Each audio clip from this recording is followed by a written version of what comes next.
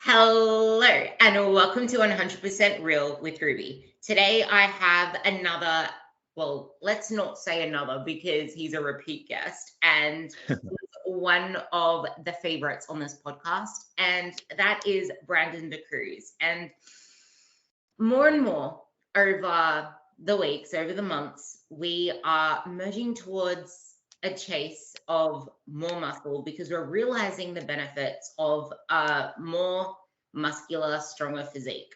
It's just that the word muscular usually freaks a lot of women out. And the way we are taught that this body is built, that lean body that you see online, that you see in magazines.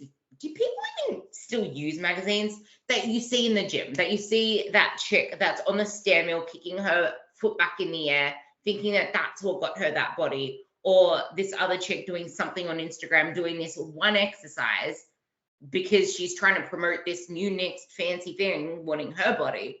It's like we're sold all these different things, but what is the way? People want physique change, but we're sold numbers most of the time.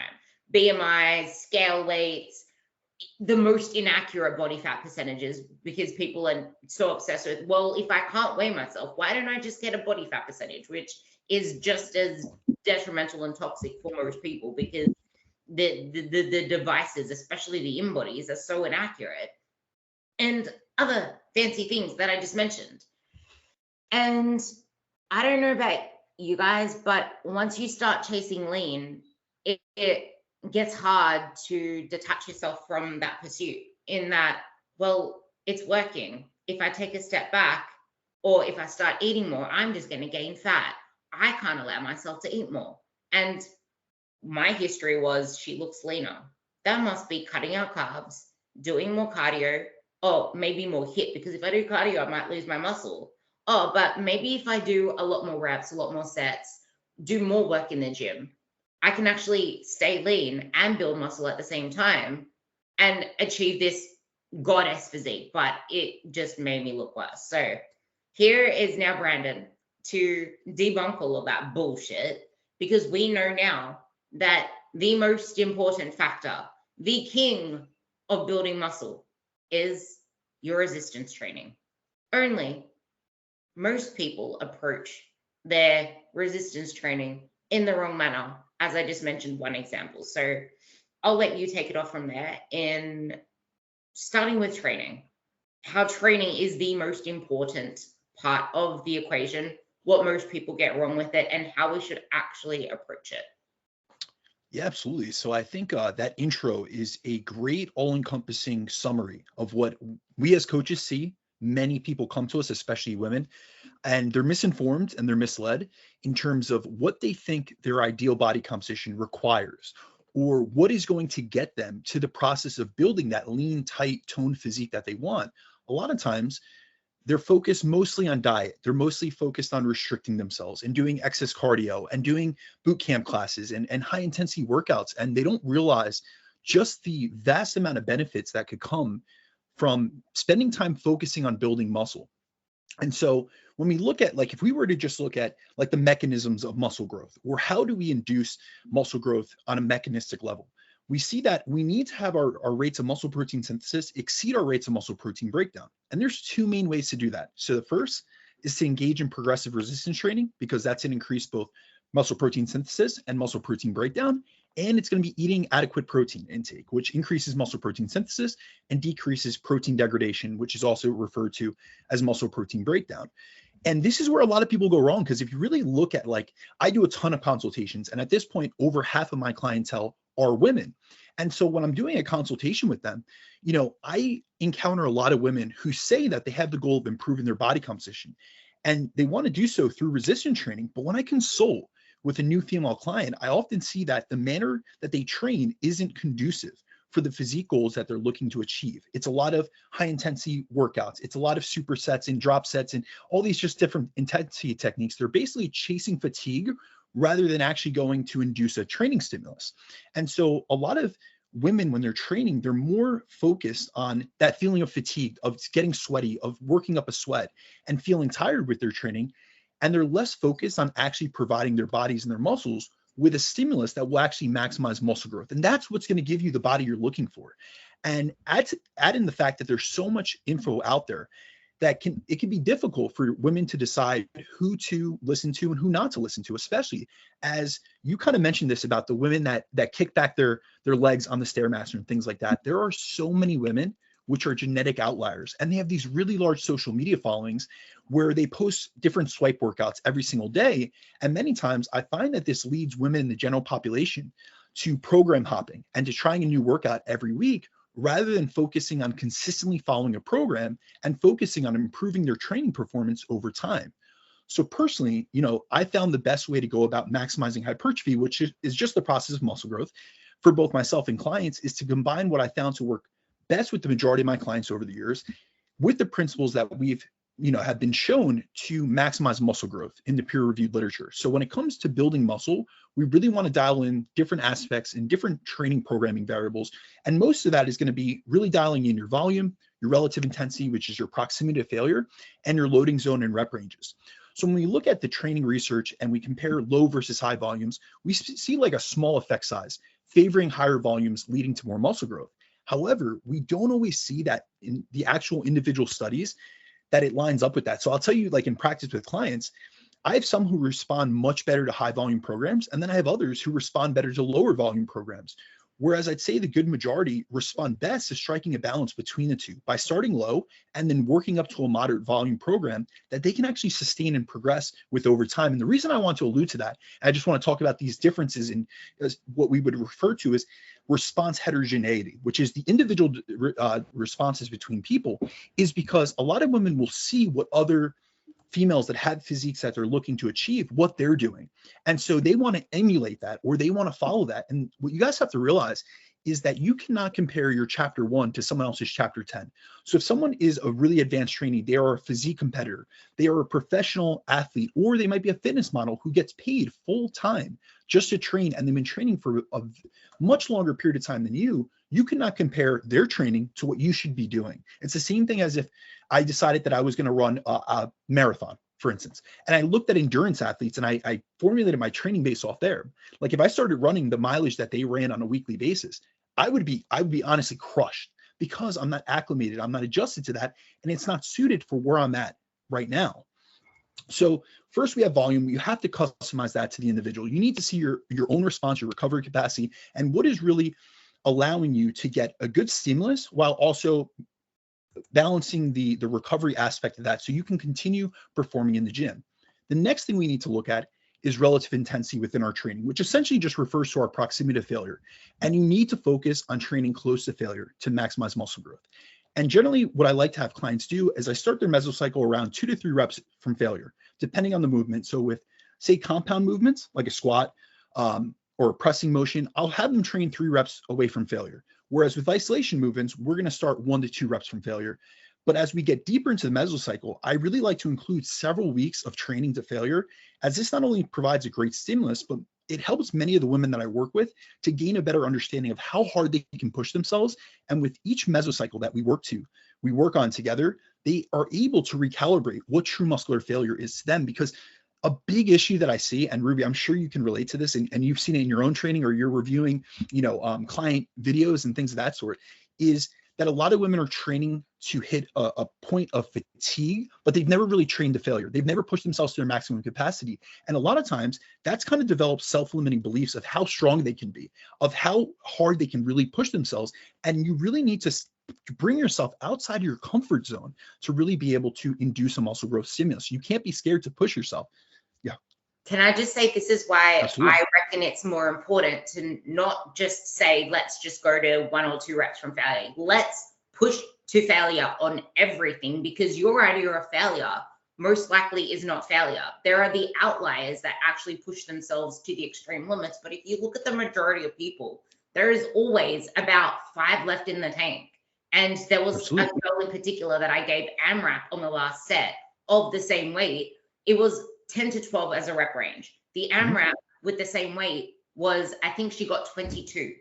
And I'm like, does this now show you that what you've been using for the past however many weeks was too light? So push to failure. And all this noise that you're seeing online, you need to just hone in on your own path. No, absolutely. So I will say that I actually, a lot of times how I program is I start them off, it's a descending intensity or it's a descending intensity scheme essentially. So we're starting off a little bit further from failure and then working towards, because really what I'm trying to, I want them to, practice does not make perfection, but perfect practice makes better execution over time. So I want them to execute with a movement at a really good proficiency and gain that technical proficiency of executing the movement. So I'll start them a little further away from failure in terms of their compound movements. But a lot of times with isolations, I'm having them take it to the house within the first 2 to 3 weeks that we're in a mesocycle. And that's really to be able to gauge how hard can you push yourself. So when I speak about 2 to 3 reps away from failure, even that first week, that's a true 2 to 3 reps. Like I work with many intermediate or advanced trainees. So I'm looking over training footage and things of that sort to be able to spot check them on that and to be able to be objective with them and say, listen, I think you actually had 4 to 5 reps in the tank on that set. Let's redo it next week. And so within that, I am a big advocate of having several weeks. And sometimes women will ask me, they're like, you're going to have me train, like this is week 3 or 4 of training to failure. And I'm like, yeah, because you continue increasing your reps across every week that we go from microcycle to microcycle or training week to training week, you still have more left. And so it's not only from the physical capacity, because if you really look at the literature on training to failure, there is a dose response in terms of the closer you get in terms of proximity to failure, the closer you get to failure, the greater stimulus. But within that, it also induces greater amounts of fatigue. But the other aspect of that, it's not only the physiological benefits of having a client push to failure, it's also the psychological benefits. It is the growth that they get from a mental perspective and a mindset perspective. And anyone out there that's listening to this, if you were an athlete and you really push yourself, I actually find this to be most prevalent with endurance athletes. They have a pain threshold, which is like none other, because they're so used to doing so much mileage or so much training at, even if it's at a moderate intensity, but they're used to being able to push their pain perception. And so this is a part of the training process, really getting yourself outside your comfort zone and realizing that training is meant to be challenging. Training is meant to be difficult and hard. And that is how we induce a greater stimulus. You have to force that adaptation. And then the last component of training that I like to look into is loading range, because we see, similar outcomes, whether you use low loads or high loads between the rep ranges of, say, around 5 reps to 30 reps. As long as the amount of sets that you're doing and the proximity to failure are equated between conditions. So when we talk about training for muscle growth, there's a lot of room for individual and customized programming. As hypertrophy is, honestly, it's a forgiving adaptation. However, one thing I really do try to drive home with all of my clients, especially my women, that this is one aspect of training I will say that a lot of women have come to me, they have not implemented into their programming. And it really is, I don't want to say it's a secret, but it is like a hack to better gains, to say the least. And that is focusing on improving performance over time to induce overload, because overload is meeting or exceeding a sufficient stimulus that's required to produce that adaptation from training. And so to grow muscle, to really transform your physique, you need to meet a sufficient level of tension stimulus to increase muscle protein synthesis and put yourself in a state of positive protein balance, which is, from a molecular level, that is what you need to transform your physique. So progressive overload is achieved when we meet that requisite tension stimulus and see a progression in performance as a result. Now, the thing is, the threshold needed to overload and hit a sufficient stimulus increases over time. So realize that what you were doing in week 1 of your mesocycle is not going to be sufficient when we're 20 weeks into a training cycle together. Like, you are going to get better over time, and as should your training performance. So over time, we need to increase the stimulus within our training as our training capacity improves and develops. And that is one thing that a lot of people miss out on. If you ever look around, and I want everyone out there that's in the audience to think about this, look around your gym and watch how many people do the exact same things, the exact same amount of reps and load on their exercises. It's that guy you see on the bench is doing 225. He's been doing 225 for 10 years and he hasn't grown worth of shit. It's like they're doing the same things and they're getting the same results. And that's honestly the definition of insanity. It's the same thing from a dietary perspective. If you just continue spinning your wheels and over dieting yourself and always staying in this deprived mindset where you're always focused on subtraction and restriction, you're never going to build your body. And the same thing can be said about your training.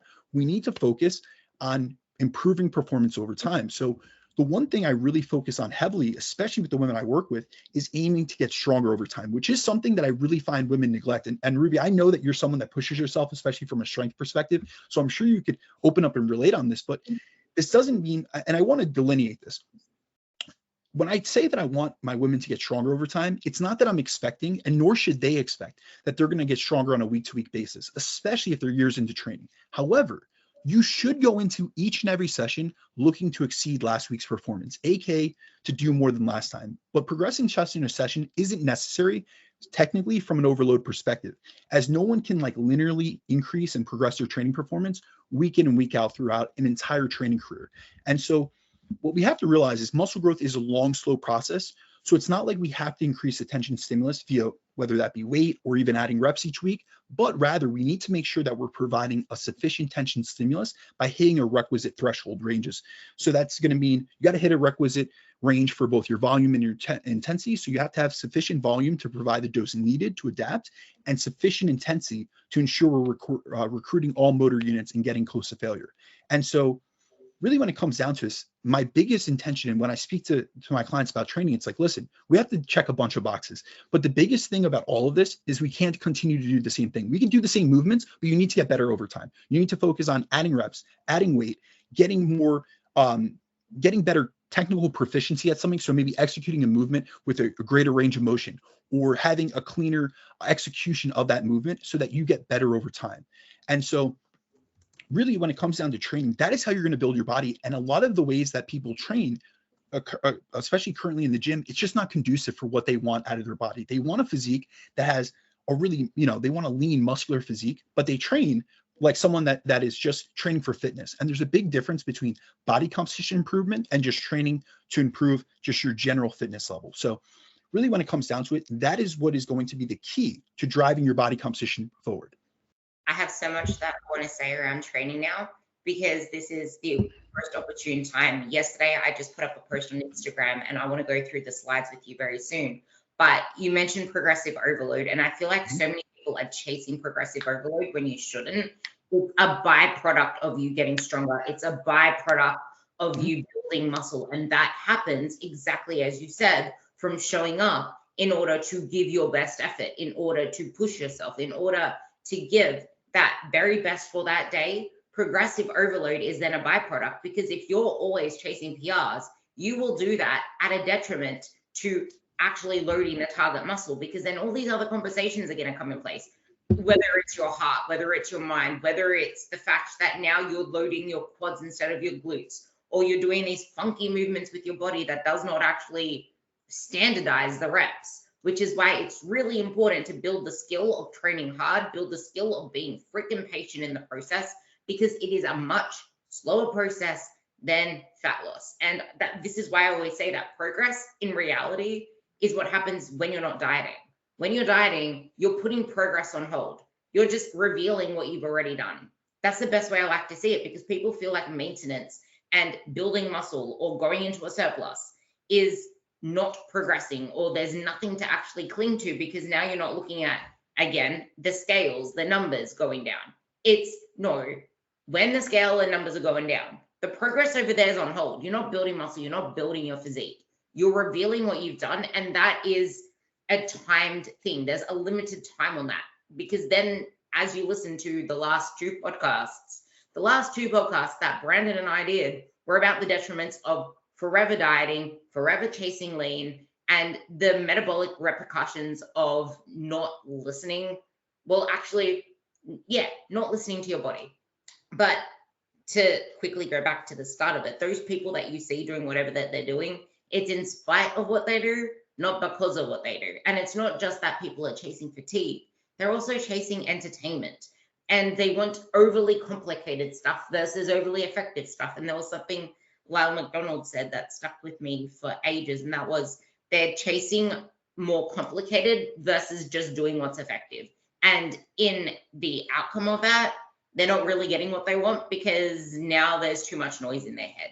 But I want to go through a little back and forth on all of the slides in my last post to get your take on it, and a little spiel of everything. And it's about the mistakes that people make when they train. The first one is they just walk into the gym and they chuck the weight on the bar that they need to do, but they're not doing warm-up sets to get to the working sets. So they're pretty much junk sets. That's on one end. But then on the other end, there are people doing like 3 sets of 10 as a warm-up versus let's do a effective warm-up scheme with the weights to get to your working sets, because now you're just fatiguing yourself. So what can we say about working sets, warm-up sets, and the effective way to see results there? Absolutely. So when it comes to warm-ups, I will say that warming up is a really interesting topic, to say the least, because a lot of people do something that they think is a warm-up, but really is just either wasting their time first and foremost, or they're just inducing more fatigue onto themselves. So you have, let's look at, like, say, the avatars in the gym that you see. You have the person that goes in there, they do foam rolling, they do static stretching, they have a 45-minute warm-up routine. By the time they get to their workout, they have about 30 minutes left in their schedule. They do a shit workout and they leave the gym without inducing any type of stimulus. And then you have other people that literally do the opposite. They walk right in, and like you said, they load the bar and they go right into heavy sets. And really, they're putting themselves at a higher predisposition, because their body's not warm first and foremost, to they're putting themselves at a higher predisposition for injury, but they're also not getting the maximum performance and motor unit recruitment out of their sets. So really, when I look at warming up, I try to get across to my clients that we want to use, and I use these particular words, I utilize the term ramp up sets. I want you to ramp up into the working sets that you're going to be utilizing. So really what that looks like is I want you to utilize a weight. I want you to start with a low weight. So this is how I describe it to clients. For instance, your first set on an exercise, how I want them warming up, besides they could do a general warm up if they want to do, 10 minutes on say an elliptical or on a treadmill, just to get their actual body temperature up. But really, all these really long, complicated warm-up routines and mobility routines, those aren't really necessary, nor do we see in the literature that they're actually beneficial. Really, what you want to do is anything that's going to increase your core body temperature. So that could even be just going to the gym in a sweatshirt, or if you're in a hot, warm weather climate. There's actually very interesting studies out of Brazil where it's super warm, and they don't see any benefit in the literature that they do research down in Brazil because of the climate, any benefit to actually doing warm-up routines. So that's really just showing you that if the body is already warm, you can go into your working set. So you want to utilize the exercise that you are going to be training with as your warm-up. So for instance, if we are doing a squat pattern, we're doing a hack squat, let's start with 50% of our working weight for 10 reps. And then let's do a descending rep pattern where you're not gassing out and actually inducing fatigue, but you're slowly building up to your actual working weight. So generally what I like having clients do is their first warm-up set will be, say, a set of 8 to 10 reps with 50% of their working weight, their actual loading weight. Then from there, I'll do between 75 to 80% of their working weight and do between 4 and 6 reps. And then what I like them to do is actually go to their 100% of their working weight. So the exact weight they're going to be working at, and this will be another option, I'll talk about post-activation potentiation. But first, I'll have them do a set of 2 with their actual working weight. I want you to feel the weight. I want you to be able to handle that load and just get the neurological activation and recruitment of how you're going to be able to execute this with great form. So this is just priming your motor, essentially your central nervous system, to be ready to handle those loads when you actually go into your working sets. Another strategy I'll utilize with a lot of my advanced clients is actually doing what's called a post-activation potentiation set. This is more from the powerlifting aspect, but we actually see better volume performance when you do a heavier, so say for instance, say you do 100 kilograms. I'm going to use kilograms because you're over there. So I won't use US Freedom Units. But say you're doing 100 kilograms on a squat. This is just a hypothetical number, going to 110% of your load and doing just 1 rep. And not fatiguing yourself in that, because generally, if you were to look at that, 110% of a weight that you would usually do, 100 kilograms on for 10 reps is probably like a 5 to 6 rep max. So you're just doing 1 rep, but it's just getting that neurological recruitment, utilizing a heavier weight. And how I try to phrase this to clients is, think about if you did a heavier weight, when you were to do, and this is a great example of this, a lot of times I'll have clients do a top set and a back off set. The reason I have them do a top set first is because they're going to be stronger within that movement. And also think about it logically. When you do a higher rep set, say for instance, Ruby, I'm going to give you this example. If you were to do, say we do the opposite. So a lot of people do like this descending rep pattern where they start with high reps and then they go to low reps. And it's like, you're inducing fatigue the whole time, and then you're trying to do your top set and your highest working set. But now you've induced all this metabolite-related fatigue, all this calcium ion-related fatigue, and you're actually limiting your ability to recruit high-threshold motor units when you go to that higher rep. So say, for instance, if you were to do, we're going to do a hypothetical workout. So say I have you do a top set of 6 to 10 reps or 6 to 8 reps, and then a back off set of 10 to 15 reps. And that's just your rep ranges. Say we did the opposite. And this is what a lot of people do. They'll start with a 15 and then 12 and then 10, and then they're going for like a 6 rep max.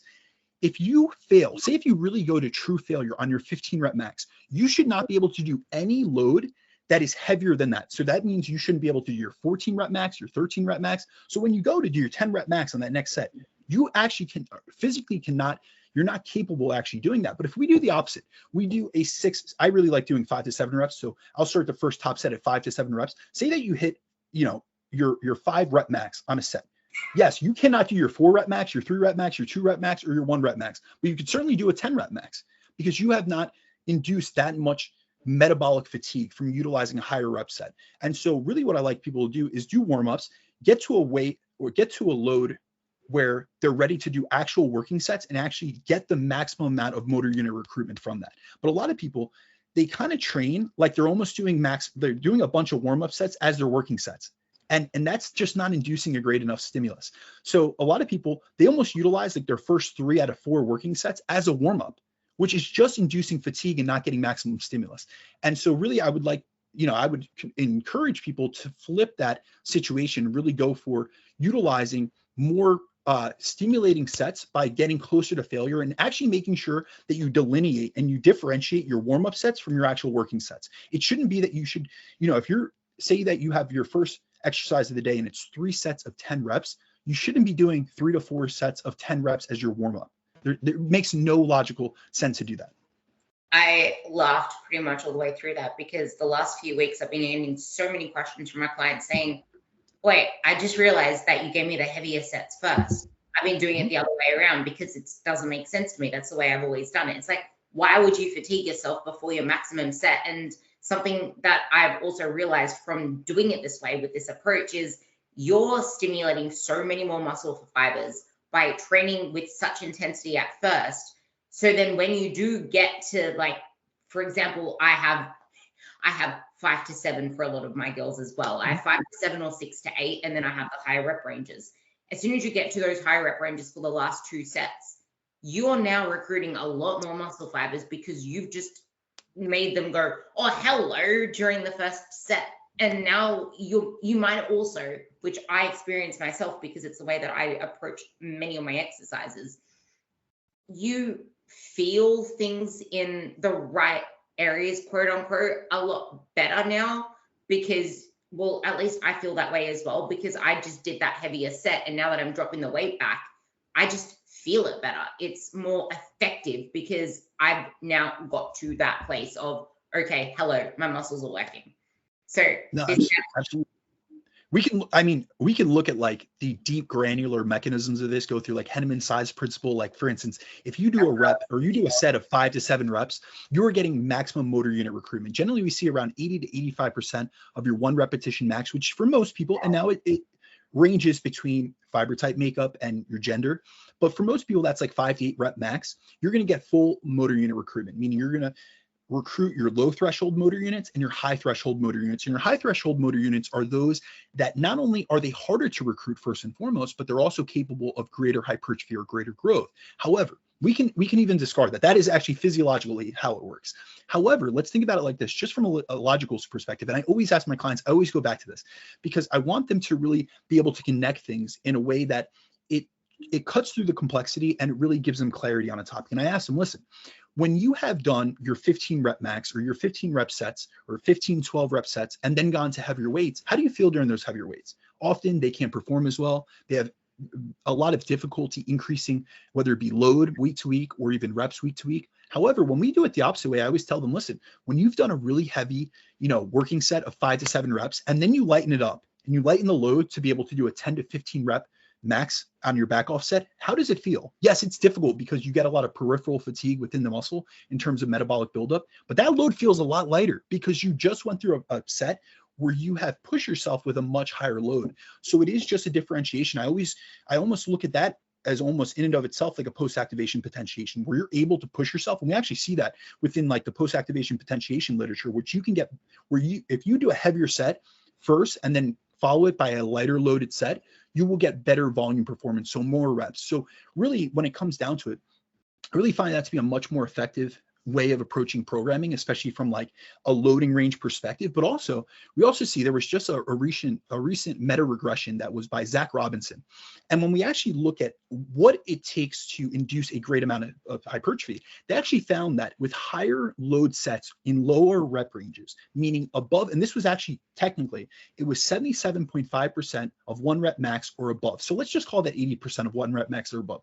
So sets that are around between 8 to 10 rep max and below, you are able to actually get a sufficient tension stimulus without going to failure. So you can actually be 2 to 3 reps away from failure and get a very equivalent stimulus that you would going to failure with a higher rep set. Now, here's the issue with that, or here's the situation.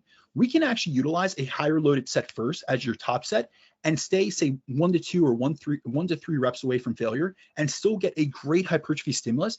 And then when we go to our back off sets, which are in slightly higher rep ranges, we need to take that to the house. So if you are to do a top set at a very high rep or a very high loading range, meaning that you utilize, say, the rep range of 5 to 7 reps and you utilize 80 to 85% of your 1 rep max, and you guys don't have to do these calculations, just push a weight that feels very challenging for 5 to 7 reps. You don't even have to go to failure on that. However, we do know that in order to maximize hypertrophy, from a training perspective, in higher rep ranges, especially with those with 12 reps or higher, you have to get to failure, because that is the only way you're going to actually fully stimulate and fully activate all your motor units. So really, when it comes down to it, this is a much more conducive approach to not only balancing out the stimulus to fatigue ratio, but also making sure that you're getting full, motor unit recruitment and you're having a really productive workout, rather than tiring yourself out in these beginning sets by doing high reps and kind of like utilizing them as like a working / warm-up set, and then getting into your heavier reps where you should be trying to, or your heavier loads, which you should be trying to progress your performance over time, and just being way too fatigued to do so. I'm in love with this conversation because this is like my passion. And I do remember studying like the literature on that one, and I heard the recent one as well, which is why I've started to do this more in my approach, because I just love everything training. But there was like, when I, for example, approach it in that sense, I'll lead on to the next one very soon because it kind of feeds off this. But when I do that approach as well, I will find that for my last 2 back off sets, I will actually have to reduce the weight again for my 3rd set because I am pushing myself that much. And I think a lot of people feel like that is failure if they have to drop the weight. But sometimes if you can't get the same reps on your 2nd set or your 3rd set or your 4th set, that is a good sign, because that's showing that you're pushing yourself. If you might have to reduce the weight for your 2nd set or your 3rd set, that might be a good sign. Well, I think it's a good sign because that's showing that you're pushing yourself. For example, my RDLs, I'm going to use kilograms as well. I would do 120 kilos for my first set of 8. And then I would then drop it back for my 2nd set. But then I would be like, okay, my whole body is involuntarily shaking for this 2nd set. I need to drop the weight for the 3rd set. So I would take another 10 kilos off. And it's almost like I never took the weight off because my body is acting in the same way. And that is you doing effective reps, effective sets, and making that first exercise count the way that it should, which now leads on to junk volume and junk reps, which with junk reps, I want to add on to this. There are now so many people saying, just add on a drop set, just add on this, just add on that. But if you're adding in all these random bits and pieces every single week or every random week or whenever the hell you feel like it, where's the standardization for progression? Where's the standardization for you moving anywhere? And if you're then complaining about the fact that you're not seeing any changes, your performance is going down, your strength is going down, I wonder why. You're just adding to your fatigue. You're just adding to the recoverability, well, the lack of recoverability that you're able to do, because you're just adding in whatever you want because you didn't feel it burn enough. You didn't feel it hit you effectively enough. And then there's the junk volume, which is kind of around the same in that you're making up for lack of intensity with more sets, more exercises, more reps. And if you come into a session where there's 8 different leg exercises, tell me that you mentally want to push yourself the way that I just did for my RDLs. Tell me that you mentally want to push yourself the way that Brandon just explained, with giving your all for that first set and then pushing yourself to that failure point, to understanding what failure feels like. You're going to be thinking about the fact that you have another hour left of leg exercises. You get to the 5th exercise and it's just like, I can't do this anymore. And that is something that you and I know you see it a lot when your females come to you saying, this is what my program looks like at the moment, and moving on from there. So let's talk a little bit about that before we move into exercise selection. Yeah, so when it comes to, you're talking about two different aspects. So when we look at drop sets, they are a time effective strategy. However, you do have to do more drop sets. So say, for instance, someone is very time poor. That's just a terminology I use for clients that I have that have very limited time to train. It is a time effective strategy in terms of being able to get a similar stimulus to straight sets, but you have to do much more drop sets. So generally, when we look in the literature, say like 3 regular traditional sets, you would need to do 4 to 5 drop sets to be able to get an equivalent hypertrophy, but you're not going to see the same performance increases, strength increases. And also, you did mention something that is really, that a lot of people overlook, which is the lack of standardization. So a lot of times when I get programs and I'm looking at a consultation, it'll say, it's honestly, sometimes the type of programs that I look over in my consultations, it is a clusterfuck. And that is the only way that I can describe it, to be honest with you. It is, there's different exercises, especially on lower body training. It's like 8 to 10 exercises. It's the same rep scheme. So it's 4 sets of 12 to 15. It's a drop set at the end of every single set. It's a lot of redundant exercises. So utilizing the same movement patterns. So we have, 3 different squat patterns, 4 different lunges. Like, it is just so redundant in terms of the actual muscle fibers that they're actually targeting and what areas that you're actually hitting. But within that, the drop sets, a lot of times people, like I had mentioned previously, they're really trying to chase fatigue rather than increasing the stimulus that they're actually getting. So I'm much more of an advocate, and this is actually a training paradigm switch that I make with many of my females, is actually getting them to do 2 things. First of all, to utilize mostly straight sets, meaning that we're going to have 1 set where you're going to take it close to failure, and then you're going to have a resting pattern. And then I also utilize longer rest periods with a lot of my women, because another thing that I see them do is they rush the rest interval.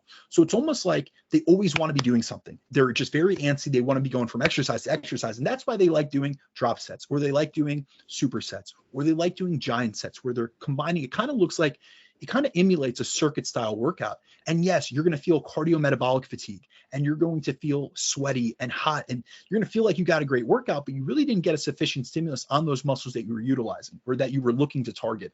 And so within that, a lot of times people are very focused on quantity over quality. And yes, there are many routes to get to hypertrophy. There are many roads to Rome, but really, I really try to get across to my clientele that we want to focus on getting the maximum out of the minimum. So getting the most out of the least, and then building up from there. You should only be utilizing higher volumes or, intensity techniques and adding things on if you need a greater stimulus to induce a greater adaptation. But if you have yet to build any muscle and you're doing 30, 40 sets per week per muscle group, and I have many women that have come to me in the state where they can't build their glutes, they can't build their delts, they're doing 40 to 50 sets. And they label it as a working set in their program that they send me over, but they're actually not getting a great stimulus from those sets, because most of the time they're very low intensity sets. So they're far away from failure. So they're not getting a good stimulus from each set, and they're just inducing more and more fatigue, which is just leaving them. Honestly, a lot of times they feel trashed the rest of the day. So it's almost like those CrossFitters where they do a couple wads and they really blow their load like early on, and then they're trashed the rest of the day sitting on a couch and burning less calories as a result. So I really try to get focused. I try to get a lot of my clients to focus on the quality of the stimulus rather than the quantity.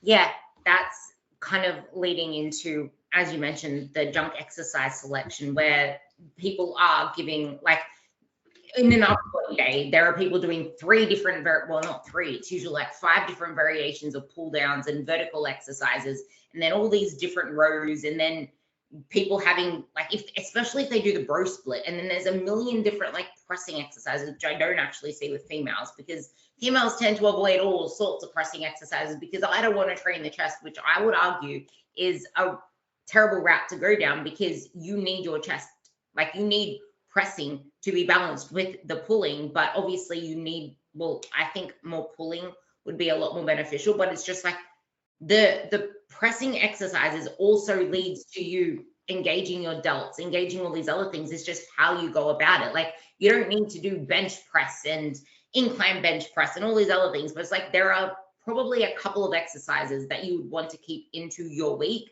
to at least provide some balance there, because in the end of it, it's just like, okay, what are you wanting to achieve out of this? Your upper body is a big bang for buck thing, being able to press yourself up from something is a functional movement pattern. But the main gist of junk exercise selection is that aside from the overkill of repetitive movements, there's also the whole, this isn't just junk exercise selection, it's people not understanding what is effective, because they kind of attach that word to them feeling the muscles more. And it's not to say there's nothing wrong with hip thrusts, because hip thrusts are amazing-ish, depending how you use them.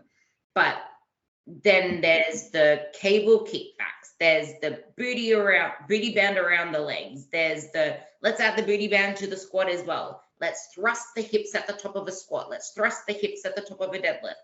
Let's thrust the hips here where there is no movement pattern. And there's this, I'm sorry, but I think it's absolutely ridiculous. I want to know your thoughts, but I think it's absolutely ridiculous. There's this new, I bet you Brett, it might be a Brett thing, I don't know, but there is this device where you're sitting down in a chair and you stand up like this and you feel your glute squeeze, like at the top of a squat, except you feel it more because there's like a plate that is under you.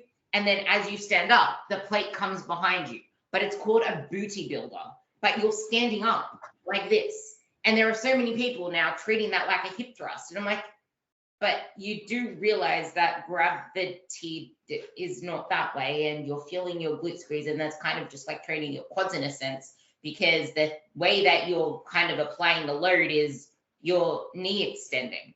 But it's like people just, I just wanted to bring that in because like people attach effective with feeling, when we know in literature that lengthened exercises are where most of the muscle is built. But we don't want to neglect the shorter ones like hip thrusts or glute extensions, but sprinkling them in here and there is actually really beneficial because they're not as fatiguing and they kind of complete the strength spectrum. But at the same time, it's just like, if you are only training 3 times a week, we might need a little bit better exercise selection, but just understanding that feel doesn't mean the most effective. So I'll let you take that off there, because I know there's nuance to everything that I've said, because I can nuance everything I said too, but I just wanted to lay it out.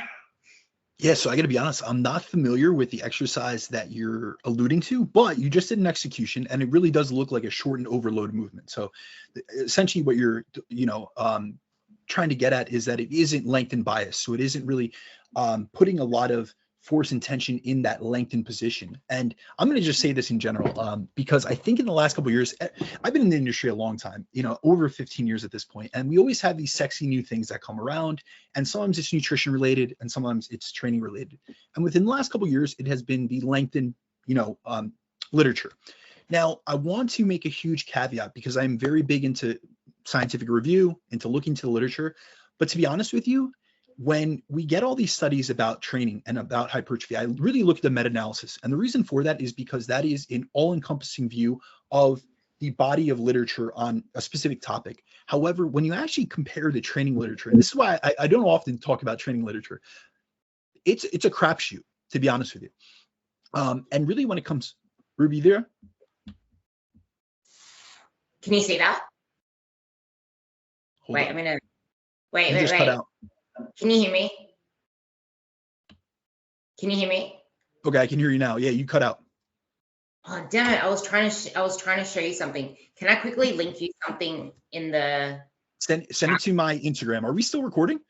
Yeah, keep going. Okay. All right. So I thought we completely lost the podcast. No worries. All right. So when I was just referencing the fact that I am a big advocate of scientific literature. I believe in being an evidence-based or evidence-informed practitioner where I combine my experience in the trenches as well as what I see in the evidence and within the literature. But a lot of times when we actually look into the training literature, what we have to realize is that there is no standardization. And this is not to poo-poo the guys that are in the trenches doing the work. I have a massive amount of respect for them. But I want you guys, if you actually are into scientific literature and you're a coach, like this is what I actually do. I look at not only the abstracts, but I look at the methods, methodology. I look at the population sample. I look at the exact study protocol. And if you actually look into scientific literature and you look at training studies, none of them look the same. They're testing completely different training programs and protocols, and they're just on very specific populations. Whereas if we actually look at the nutrition literature, which is really why I kind of keep my foot mostly in the nutrition world, because there's much better evidence, to be honest with you. There have been, if we look, we have dozens, we have over 30 studies looking directly in metabolic ward studies, meaning calorie controlled metabolic studies, which are calorie equating and protein equating things. We have low carb versus high carb. We have over 30 studies that have been meta-analyzed under those same provisions that see that this is, the essentially elicit equivalent outcomes. If you actually look at the meta-analysis by Hall et al., 2017, they actually found a little bit slight advantage to high carb, low fat, but that's not going to be like practically meaningful. When it comes down to actually training, we're looking at all these different protocols. And I think that what has really gotten lost in translation is we need to look at literature, we need to look at research as providing principles that just guide us and they point us in the right direction. They will never, and I've had Eric Helms on my podcast many times, who is a prolific researcher in and of himself. And he always says, he's got this podcast, Iron Culture, and it goes out on Mondays. He always says, research, especially hypertrophy training research, will never tell you how to train on a Tuesday. And the reason for that is because they're utilizing so many different protocols. So yeah, there's a lot of principles that we can look to, looking at sufficient volume and sufficient relative intensity, which is your proximity to failure, sufficient loading ranges. We can look at the fact that, yes, right now within the literature, we are seeing an advantage to lengthen bias movements. However, if you actually look into those reviews, they're mostly done on untrained populations.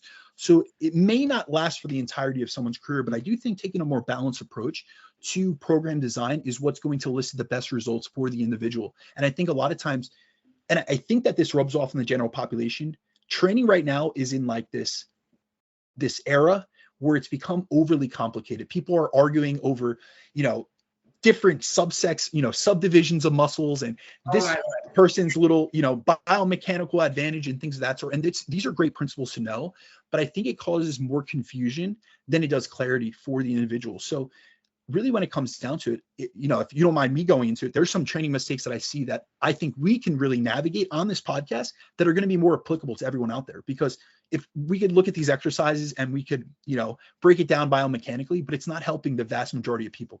Yeah, but that was the main point that I was trying. Well, the main point that I was trying to get at with that is essentially that it's the most effective exercises are ones that you can load, ones that feel best for you. And it's why I say, for me, a squat is a great glute movement because I have such long femurs. My squat leads to me having such a good morning looking squat. Whereas to someone that doesn't have a squat that looks like that, they're not going to get a lot of glute benefits out of it, and there are better exercises. And also I can push my squats to failure. Most people can't push something like that to failure. So what are the best exercises? The ones that have some sort of stability, because if balance is an issue, if grip and heart rate are an issue, if your brain is an issue, like mentally, then it's not going to get you the best bang for your buck. It's what are the best effective exercises for you? Doing a shitload of kickbacks isn't. Doing most of your program as step-ups probably isn't either, because you're not able to tell me that you can load a high box step up progressively over time with a lot of stimulus. It's a great exercise, but what can you load with a lot of weight that effectively gets the glutes? A Bulgarian split squat, a single leg press. Yes, step ups are great, but you don't want to have 3 different step ups in your program when you could have something else in there that you can load a lot more and get a lot more bang for your buck with, which is kind of my view on it. It's you can't really load a kickback all that much. Yes, it's great, absolutely, but people are overusing kickbacks these days. I don't even do kickbacks. I don't think I've ever done kickbacks because it's just I don't feel it in my glute, number one. Number two, I can hardly load the thing. I would rather do a single leg glute extension or a single leg Bulgarian or a single leg something else where I'm feeling it. I'm able to load the movement a lot more than a 2.5 pin or a 7 pin or a 12 pin on the cable thing with all this excessive body movement that I see most people doing it with. But what works best for you? What works best for your body? You might feel that using a hip thrust machine is the worst thing for you because all you get is quads, but you might find the barbell better, or you might find that you don't feel, well, feeling doesn't necessarily mean that the muscle isn't working, but it's like you might not get the benefits of a hip thrust the same way that you get the benefits of something like an RDL or a glute extension or a glute hyper on a GHD. Like, there are different ways to skin a cat, but it's the same principles regardless. What can you effectively load? What can you then effectively progressively add stimulus to? What can you then factor into your whole program where it's balancing this stimulus and fatigue, and what has most stability? So that kind of like covers up that one, unless you want to have anything more to add to that.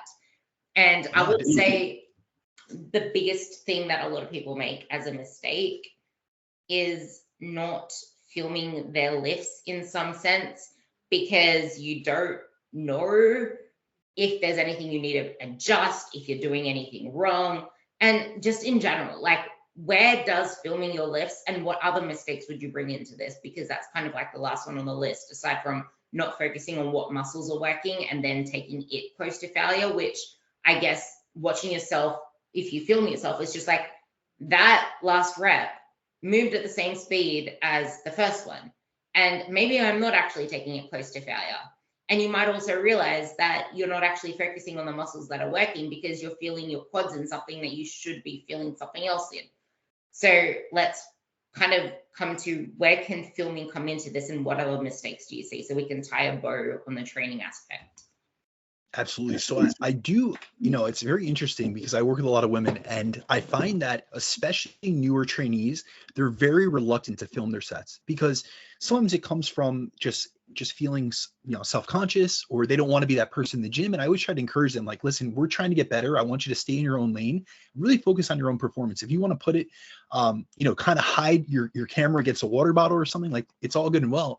But really what that's for is, it's not for me to judge you. It's for me to be able to give you objective feedback, because yes, it's great to film your sets, but unless you are like Ruby, I know you film your sets and you're able to look back on your own, actual execution and how close to failure you were and be more objective with yourself. A lot of people can't be. They need a professional in their corner. They need a coach that's going to be able to help them and say, listen, you got to take it to the house. And I'm going to give you a great example of this. One of my advanced clients, Jeremiah Baer, and I'll never forget the first time that he sent me videos. And I was like, he's got great execution. He is very proficient at training. He has been training well over 10 years, and he's a very accomplished coach. So I don't want anyone to take this out of context, but I said, you got more. I know for a fact you got more. Like, I've seen your training videos, and I know that you had more reps in the tank. I remember him just kind of like taking a step back, and, we get on Zoom a lot, and he was like, I didn't expect you to tell me that, but you know what? You're right. And it took someone he respected to just challenge him and say, listen, I think you got more in that. And honestly, Jeremiah is one individual that has gained, first of all, a ton of tissue in the we've been working together 22 months at this point, so almost 2 years.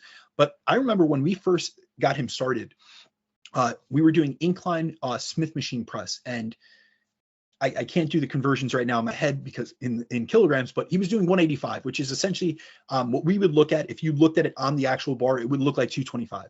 He has increased his incline press for reps using the same rep range. He's increased it 60 pounds. So he has come an immensely long way, especially for someone that came to me already having trained 10 years. But that's because every single week I had him send me over key performance indicating movements, meaning we had certain movements for each body part that we heavily focused on. And I wanted to see a set every single week. That's week in and week out for 22 months. And we've worked on his execution. We've worked on pushing him closer to failure. And then it's also allowed me to see things that were coming up that were limiting factors. So it helped us prevent injuries. It helped me be able to assess when a deload was necessary. So filming your sets is really advantageous to be able to track your progression over time. But I'll tell you, there's a couple other mistakes, and it kind of works into this, that I see personally. And I'm just going to give you a broad-based perspective because I work with a ton of different individuals, and I see people all the way from, lower, newer individuals to very advanced trainees. And this applies to everyone, to be honest with you. So there's a few training related mistakes that I see many make during a building phase. And these are things that can definitely hinder their muscle growth. So the first one is simply not training hard enough. I know everyone out there says, yeah, I train really hard. We got to be objective about this. A lot of people are not training in a manner that's actually resulting in progressive overload. And as Ruby, you alluded to, a lot of people, they kind of bastardize the the term progressive overload. Progressive overload is an indication that you've made adaptations from your training. It is the result. It is not, we're not chasing progressive overload. Progressive overload is an outcome of actually progressive and stimulative training. However, you need to realize that your training needs to become more challenging over time to present your body and that specific muscle with an adequate stimulus that forces your body to adapt. So you need to meet a sufficient intensity threshold. Now, I want to make this very clear because sometimes people hear me say these things and they take it out of context. I'm not saying by any means that you have to train each and every single workout and every single set to failure. However, you do need to train close to failure and you need to know where your limits lie. So this is where learning how to get to failure and actually pushing yourself to that threshold is really advantageous because you're never going to know your limits unless you push yourself to there. And how do you know what a 3 reps in reserve set is? How do you know what a 2 reps in reserve set is? How do you know what 1 rep away from failure is if you've never pushed to true failure? So that is a skill, and that is a thing within programming that you need to be able to utilize and you need to incorporate. And so what I have most of my clients do is I spend the majority of their time training 0 to 2 reps in reserve, but I'm talking about a true 0 to 2 reps in reserve. And the only reason I know that it's a true 0 to 2 reps in reserve is because I've had them calibrate that based on me pushing them to failure during specific weeks within their mesocycle. So there are weeks which I'll tell them, I want you to take it to the house. And I'm going to get a video of you doing this. And so what I really want to see is rep speed drop off, because when we see velocity, rep velocity slow down, here's the thing. Your reps from an execution perspective should look pretty uniform. So I don't want to see like your first couple reps look perfect execution and then you're doing like these half reps, you know what I mean? Or you're doing very poorly executed and your technique is all off during the latter portion of your set. They should look very similar in terms of the actual full execution of the motion. However, your reps should be getting progressively slower over time. If your reps from, say you're doing a 10 rep set, if rep 1 and rep 10 moved at the same speed, you're nowhere close to failure. Until we start seeing that bar slow or that weight slow, or your actually body mechanics slow down, although you're pushing the maximum force possible. So this means you're not purposely slowing this down and doing these slow eccentrics. You are trying to exert the maximum amount of force possible, but you just physically cannot push yourself, cannot move the bar or cannot move the weight at a fast speed. That is when we know that you're getting full motor unit recruitment and that you're close to failure. The other thing is, and you had mentioned this previously, this is another thing I see quite commonly, is a lot of people sacrifice quality for quantity and they keep their sets too far from failure. So they're basically just accumulating junk volume that accumulates fatigue, but actually doesn't provide them with a strong enough growth stimulus. And this is why I like to have clients report back on how they feel after their workouts and in between sessions in terms of their perceived recovery and their actually fatigue levels and their level of difficulty during a session. So I want, like, there's certain parameters that I want to go through with people. And this is what these are the conversations I have with clients, but I really, for those out there, what I would suggest is you should feel like when you leave the gym, you should feel like you did something. You shouldn't feel like you just went through the motions. There's a lot of people that they leave the gym after their session and they're really not feeling any different way than they felt when they walked in. So think about it like this. If you leave the gym after your session and, later that day or the next day, you feel like you could repeat the same session you just did and actually perform the same quality session again, it's an indicator that you didn't train hard enough in your first session. You should not, like, I've had certain clients that have come to me and said, hey, I think I can do 2-a-days. If I fit them into my schedule, what do you think? And I'm like, if you're able to do a 2-a-day, that means you didn't push yourself hard enough in that first session. I automatically get videos from them. So that's just like a gut check. And then from a difficulty perspective, you should feel challenged during your workouts. Unless it's a deload week or it's an introductory mesocycle when you just start with a coach, you should feel like you're challenging yourself. You're challenging the muscle, the target musculature that you're utilizing and targeting with that exercise. It should, like, a workout should never feel like a walk in the park.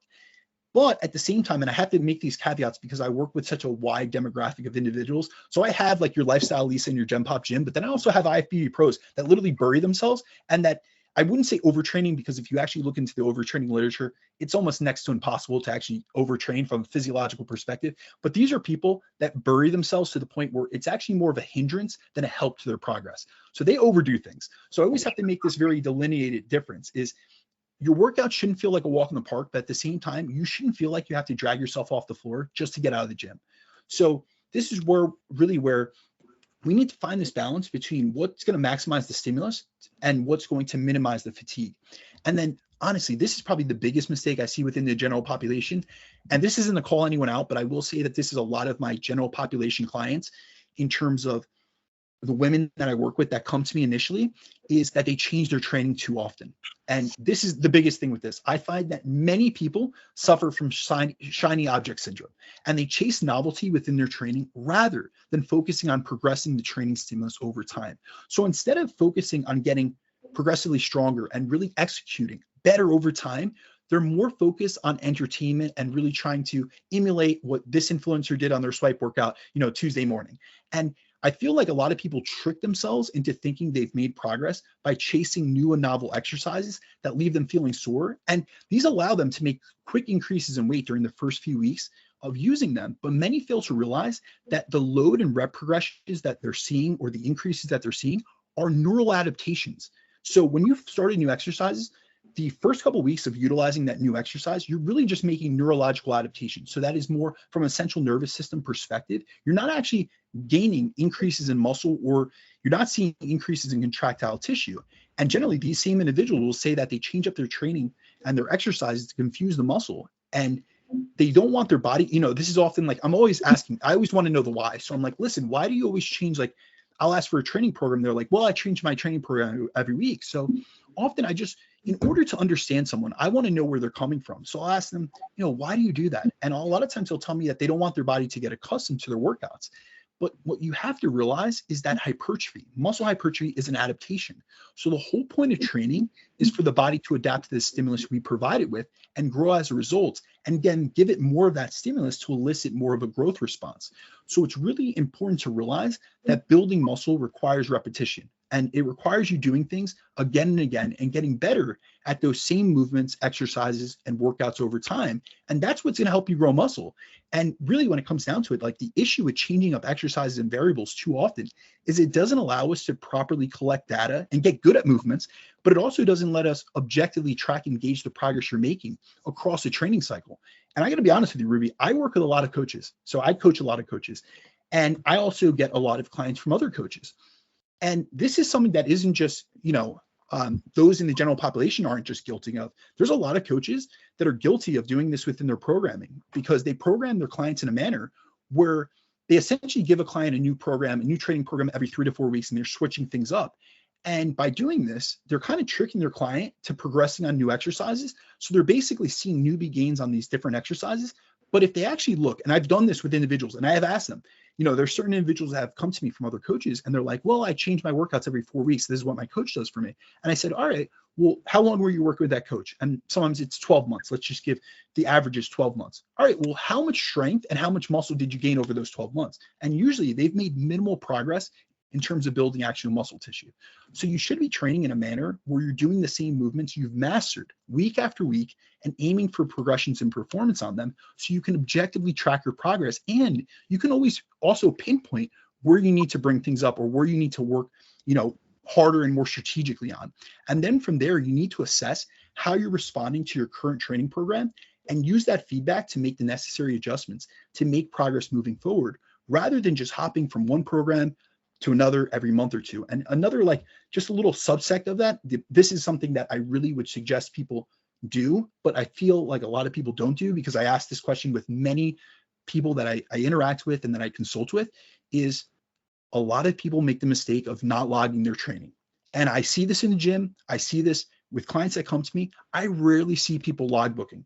I'll see people in the gym, they sit there, they're talking, they're chatting in between sets, they're on Instagram, but they're not tracking anything, which is one thing that holds them back from pushing themselves enough to make progress. Because in order to get the most progress possible, whether that be in training or nutrition, you need to track what you're doing. If you're not logging your sessions in some form, how are you going to know that you're actually progressing your lifts? Because most people can't remember what loads and reps they used the day after a session, let alone the next week when they go to repeat that session, and even more so month after month. So this is why I'm a big believer in having clients track their training, but also reporting back to me on specific aspects of their training on a week-to-week basis. So I want to know what your training performance was like. What are your pumps like? What were your soreness like? Like, I want to get these performance indicators back from them so that I'm able to make the proper adjustments and to ensure that they're heading in the right direction. My favorite. Okay. What people feel like if they're not getting sore anymore, or if something plateaus, that it's redundant and they should change the exercise because it's not working anymore. And this is the part that I love the most, because people do not realize that in the first 3, 4, 5 weeks, depending on where you are in the spectrum of training age, that is your brain, like you said, your neural adaptations to that exercise. That is not muscle morphology with your muscle. Well, there might be a little bit, but it's not going to be all that much in compared to what you actually are chasing. And it irks me that there are these challenges and programs that are always, especially the training apps, they're dishing out new programs every 4 weeks because it's keeping people on the app. It's keeping people paying that person for that app, for that program. But it's not only the apps, like you said, it's coaches. Coaches are trying to entertain their clients, trying to keep them on board, trying to get money off them, trying to just appease their interest. Because if I don't change that program up, what am I actually giving them value for? Well, you're getting them results. That is why That's they're the biggest thing. Yeah, so I have a lot of clients that come to me from other coaches, and I do these analytics, so I could share this with you. Every year I analyze how many coaches, because I'm the person that people come to kind of fix things, to be honest with you. So a lot of times people come to me, they're very experienced. And in 2022, the average person that came to me, the average person that hired me for coaching had an average of 5.6 coaches. So we could just round it up to 6 coaches prior to contacting me. In 2023, I always run these analytics every year at the beginning of the year. It was the average person that came and worked with me and hired me had worked with 5.1 coaches prior to me. So I get a large demographic of people that are experienced. They've invested a lot of money, but they haven't gotten the results they're looking for, despite investing in coaching. And often there are certain commonalities. And there are things that I'm very observant about. And I have a very detailed intake form, especially when someone is very experienced, having invested a ton of money, a ton of time, and they still haven't gotten where they want to be. They've been spinning the wheels, spending a lot of money, spending a lot of time, energy, and effort. And they have these self-limiting beliefs, but they also have there's certain commonalities in how they were coached previously. And so I noticed certain holes in other coaches. And this isn't to speak down about other coaches. I just want to elucidate the fact that you might see this as common, but just because something's common and normal doesn't mean it's appropriate or it's actually optimal. So yes, we have a lot of coaches that they kind of feel, and I consult with a lot of other coaches in terms of, I help them from an educational perspective. And often they'll ask me, like, how often should I be training programs? And I give them the feedback that it's based on the individual. So you shouldn't be just, completely changing a training program just to keep someone on your team, because I always have these conversations with my clients. I say, listen, did you hire me to make progress and to break through the plateaus you had in the past? Or did you hire me to get entertained? Because if you want that, you can get a training app and you don't need individualized coaching. If you truly want to make progress, we need to standardize what we're doing, and we need to isolate variables and make changes in isolation to really see how your body responds and adapts to what we're doing. And so this isn't about just throwing shit at the wall to see what sticks. That's kind of like a shotgun approach to coaching. I really like taking a sniper approach. I like making very calculated adjustments based off someone's biofeedback and how their body's responding and developing over time, and making sure that the adjustments and the changes that I make are suited for that individual. And it's something that person's going to be able to implement. Other thing, I don't know if you want to get into this because this really goes down the rabbit hole, but soreness is such a poor indicator of actual muscle growth. And this is something that so many people within the general population think. If you actually look into like the different subsects of the industry, you'll see a lot of people debate this, and there really is no debate if you look into the literature. So I want to make this very clear. Muscle soreness is not correlated with muscle growth. Yes, it is a byproduct of mechanical tension. So yes, with mechanical tension, you will get muscular damage, which can induce soreness. However, we have not one study that shows that soreness actually leads to muscle growth. So soreness can be a byproduct of hard stimulative training or of certain exercises. So for instance, if you do a lot of eccentric overloading or you do length and bias movements, an RDL is going to induce much more soreness than is a leg curl, because of the fact that the leg curl is a short bias movement and the RDL is a lengthened bias movement, and it induces a lot more muscle damage. However, soreness by itself is not a mechanism of hypertrophy. And a lot of people mistake this. They see like Brad Schoenfeld's 2010 master's thesis, which showed the 3 mechanisms of hypertrophy, which was mechanical tension, muscular damage, and metabolic stress. And honestly, if you look in the literature, the updated literature, muscle damage has kind of been like disproven and thrown out with the bathtub. essentially. And so if you actually look in the literature on muscle soreness, we see that even in vastly different amounts of soreness, we don't see greater hypertrophy. So for instance, there's a really immensely great, like well done study by Flan et al. And what they looked at was, let's utilize the same amount of training volume, but compress it over different time periods to induce different levels of soreness. So in one protocol, what they did was a 3-week introductory mesocycle where they ramped people up. So they started low and ramped and slowly increased their volume so that their total cumulative volume was done over 11 weeks. And then in another group, this was the soreness group, they threw them right into like the trenches. So they did all the volume that the group in 11 weeks did in 8 weeks. So induced much greater levels of muscle damage and much higher levels of soreness. However, when you actually look at the hypertrophy outcomes at the end of the interventions, they got the same exact hypertrophy outcomes. So despite the fact that the group that had the 8-week intervention that did much more training volume and induced a lot more muscle damage, a lot more soreness, and even if you look at like their CK values, their CRP like levels, like even on their blood markers, they were drastically higher than the other group because the other group was able to do an introductory microcycle or 3 weeks of an introductory microcycle, and they got the repeated bout effect. So they were able to get those protective mechanisms set in place where that's why over time period, if you guys notice, the first couple of weeks that you do a training program, if you stay on that program, you'll be sore. However, as weeks go by, even though you're pushing yourself harder, your soreness actually dissipates. You get less and less soreness. And that's because of a phenomenon called the repeated bout effect. That is an adaptation that comes from progressive training and doing the same movements where your body sets in protective mechanisms to help limit the damage that you have over time. And you actually look at like the literature on untrained individuals versus trained individuals, we actually see much less muscle damage in trained individuals, despite the fact that they're training much harder. So we actually don't get as much muscle protein breakdown once you're trained because of these adaptations that set in. So a lot of people are chasing soreness. I'll have a lot of clients come to me and say, I'm not feeling as sore as I used to. And I'm like, okay, I hear you out. But are you getting good pumps in that muscle that we're targeting? Yes. Are you getting greater performance increases week on and week out? Yes.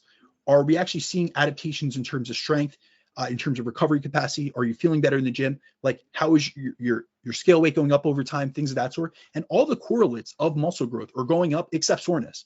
So we need to stop focusing on that. I love how you just said the scale going up as well. Sorry, I had to kind of interject. No, absolutely. And that is par for the course. I mean, you're not going to diet yourself into a more muscular body. And that is just a fact of the matter. But a lot of people will mistake the soreness and think that they need to chase that. And that's what a lot of people have done. They've done a bunch of damage. So they do a bunch of junk volume or they do things that induce a high level of soreness, not realizing that that's not actually inducing a hypertrophy stimulus. Now, at the other, I want to play both sides of the spectrum and both sides of the coin. If you're never getting sore, you may not be pushing yourself enough. So I'm not saying that soreness is a bad thing or that soreness is completely antithetical to hypertrophy. What I'm saying is soreness is not a great indication that you are inducing hypertrophy. However, soreness does often come for the ride with hard stimulative training, especially if you do a lot of length and overload work. So I will say with a lot of my clients, I kind of bias more of the movements and the exercises that I select within their programming towards lengthened movements, just because we do have literature that shows lengthened movements are more hypertrophic set per set versus shortened bias movements. So I'm going to have someone utilizing more squat patterns than I am leg extensions. However, just because something is correlated doesn't mean it's causal. So just because hard stimulative training is correlated with soreness doesn't mean that soreness is the direct mechanism that's causing you to gain muscle. Yeah. And I would also argue that soreness can, if anything, lead to decomposition if it then leads to your subsequent performances getting worse. And not only that, think about it. What do you do when you're sore? I just want to rest. I just want to lie down. I just want to do this. So your little surplus or your maintenance is now going to be a huge surplus because you might be trashing yourself in the gym, but that doesn't dictate what your metabolism is doing because your metabolism is mostly dictated by what you do outside of the gym. And now you're planted on your ass because you're too sore to get up to do the usual things that you do. And you're hardly even fidgeting to get in the knee. So you have to think about all the cascade effects that happen from getting yourself too sore because you're trying to chase this. And because I used to do it all the time, I know this, but you're trying to annihilate the muscle. And my very first coach said to me, you want to stimulate, not annihilate yourself. And it stuck with me ever since. This was back in 2015. I was like horrible for this. I used to do like 100 sets on the leg press, drop sets, this, that, and the other, getting someone to help me get eccentric failure by pushing it up. And then it didn't lead to, like, I had no standardization. Number one, it didn't lead to, well, yes, okay, this is where a lot of people say, I did see my body change for like a couple of months, but then there was nothing. It's like things work until they don't. And then what? You're not going to want to then pull something back because it's just like, oh, if I start eating more, I'm just going to get fat because I'm maintaining right now. Oh, if I just pull my exercises back, I'm going to lose muscle. I'm going to lose progress. And that is a thought that a lot of people have, which I think we can sum this up with the biggest mistake of all is actually, I want to quickly touch on the logbook. Logbooks are not just for you to write weights down. Write down how it feels. Maybe something you might need to tweak the next week. I try to get my girls to use it as a journal, to use it as a diary for themselves, because you should be resting in between your sets. So use that to write detailed notes, to treat it like this is how I'm feeling right now. Maybe this happened yesterday. You can talk about different things in that journal because things outside of the gym impact your performance in the gym. And also it takes the focus away from just physique, just scale weight, just this I'm chasing small. Because now all that focus, all that stress, all that energy is going into everything that you're feeling in the gym, how muscles feel, how exercises feel. It's putting a lot more emphasis on things that grow you, things that are going to build the physique that you want, because chasing a scale number will never do that. You can't diet your way to a muscular physique. Focus on what matters. My quote, my favorite quote is, I should trademark it, but it's like performance drives physique. Performance drives physique, and not just performance in the gym. It's performance in your everyday life. Performance, do you have energy to perform outside of the gym? Performance drives physique. You eat to train better, to train harder. You eat to perform, and you perform to transform. That's like the biggest thing. But I wanted to tie the bow on the biggest muscle building mistake, which we can allude to probably in a second episode of like nutrition stuff, because we're not going to get to it on this. To be honest, and just so the audience knows, Ruby and I had 7 topics planned for today, and we've gotten through 1. So you guys got a part 2 coming, and it's going to be a hot one. It's going to be fire. But the biggest mistake, which we will feed into the nutrition aspect of this as well, is people don't stay in the building phase long enough, and it's kind of leading into this whole, like, they try to build muscle, like we said, because of that dieting aspect. They said they're trying to build muscle, they're trying to get all these performance increases, but they're not matching it with that protein. They're not matching it with the time that it takes to build muscle. Whereas fat loss, you can actually see results really freaking fast if you do it the right way. It's just that most people are dieting the wrong way. They've spent their whole life mentally dieting, if not physically dieting. Like, how can we create this like bridge into episode number 2 on how important a coach is, which I just kind of touched on so many different things there, but I think the coach part here is the most important part, which we will talk about, not staying in a building phase for long enough. We will talk about the nutrition, we will talk about the mindset, we will talk about more other mistakes that people make that aren't training related when it comes to building the physique that you want. But most of that, it's really hard to see ourselves. And most of what we spoke about today, it's really hard to see ourselves because emotions will always win over logic. PMS week will always win over logic. How you feel one day, the fight with your spouse, the kids troubling you will always win over logic because we're human beings. We are irrational. So maybe we can sum up this aspect, alluding to some of next topic's aspects on how a coach fits into this piece and where you've seen changes within your own clients, because I know that I've seen extreme changes in my clients once they've started training hard, which maybe had, like, it probably could have taken a year for some, but it has taken months for some to really get the use of training freaking hard through the different modalities that I put into their program, through the different rep schemes that I'm like, no, we want to see what training hard feels like. And them wanting to change programs at week 4, but no, pushing them. and them actually seeing, hey, wow, I have so much more in the tank. What the hell? I was underselling myself. Take it away. Yeah, so this is honestly a topic I could riff on for a long time. So I'll try not to be too long-winded, but honestly, at this point, I've coached over 1,100 clients over the last 11 years. And one of the main reasons I'm such an advocate, and you'll hear me talk about this often in our own private conversations. I'll talk about this. I'll post this on my clients' posts.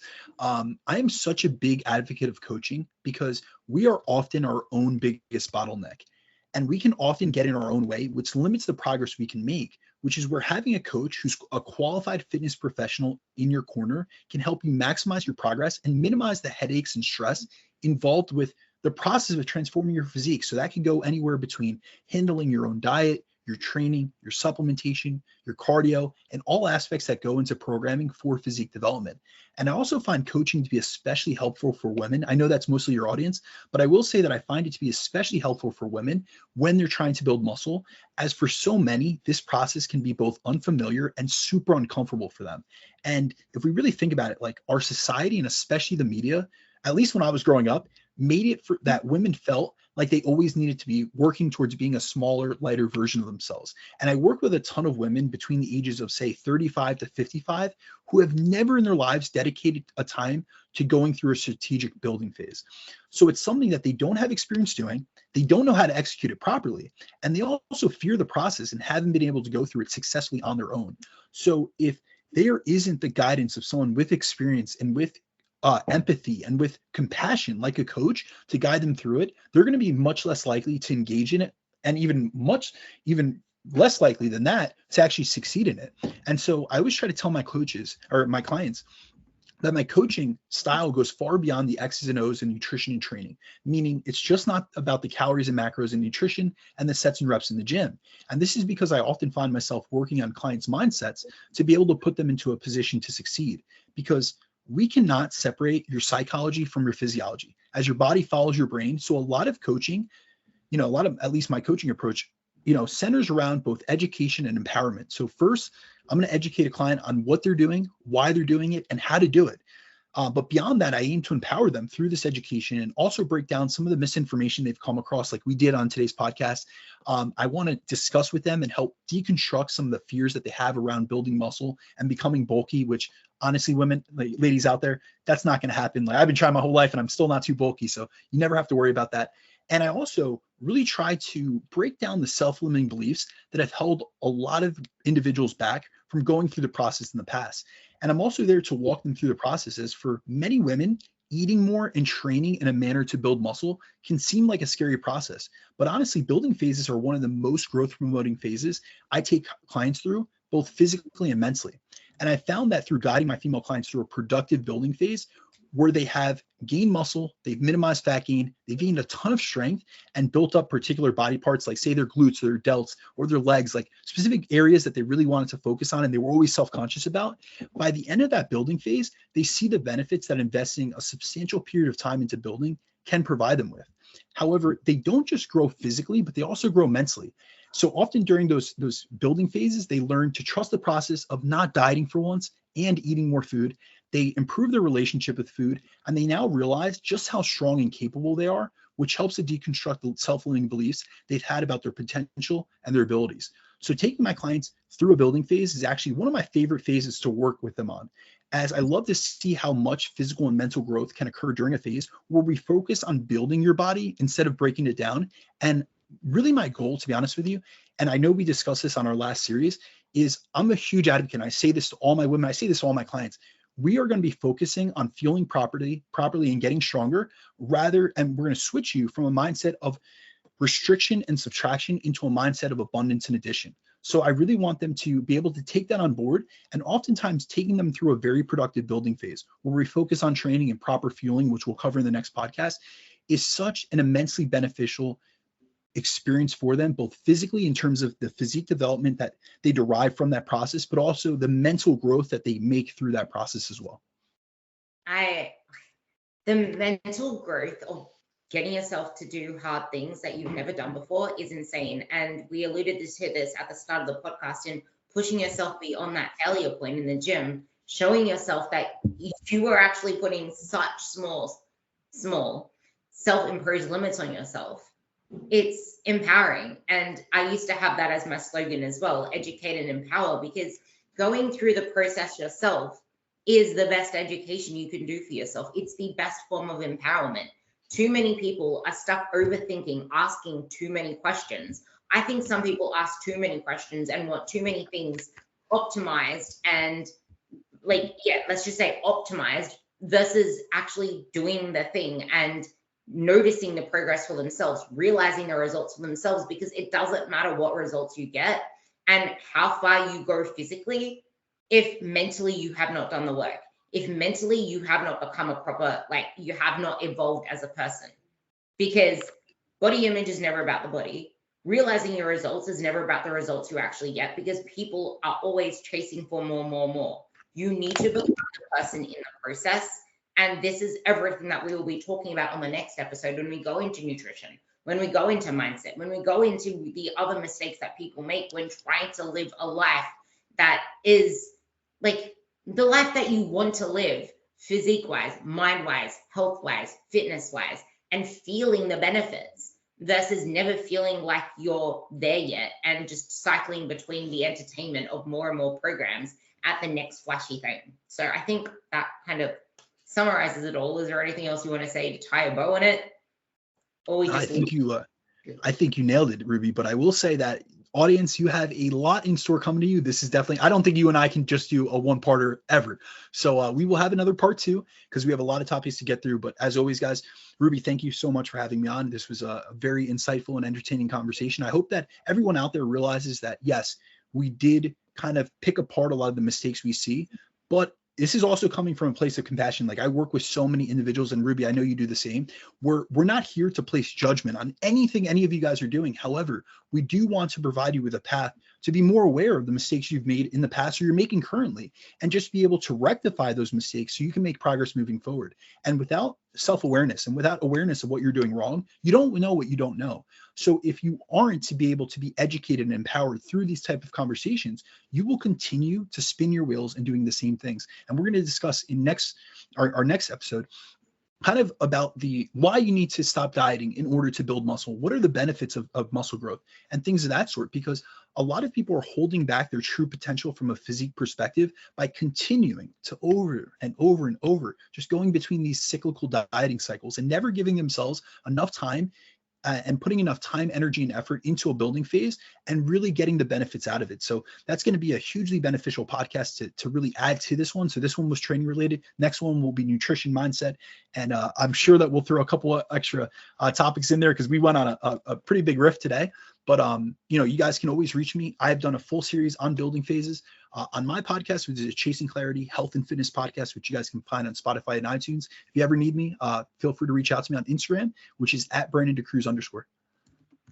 Thank you so much for coming on. And I highly suggest that you guys, if you have not yet listened to the last 4 episodes that we've done, go back and listen to those, because we have I would estimate another 2 parts coming at you based around this whole thing. So you have everything from your pre-diet phase to what you need to pay attention to for your diet breaks and for what happens after a diet, because too many people gain too much body fat after dieting because of the approach they take. And then we spoke more about exactly what happens when you're dieting too often for too long and going too hard. And then we spoke about the mistakes that people make when trying to optimize their physique with maintenance, with building their body within fueling your training within maintenance so that you can find the best of both worlds.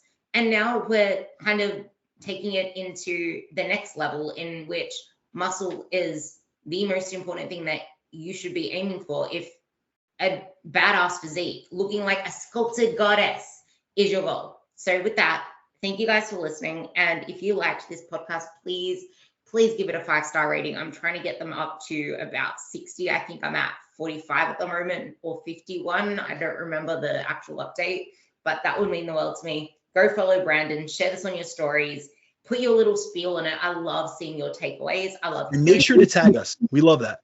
Yeah, we do. And we love seeing the takeaways. That's why we share them, because it adds some context to everything that we do as well. So thank you guys for being loyal listeners, and I love you all. See ya.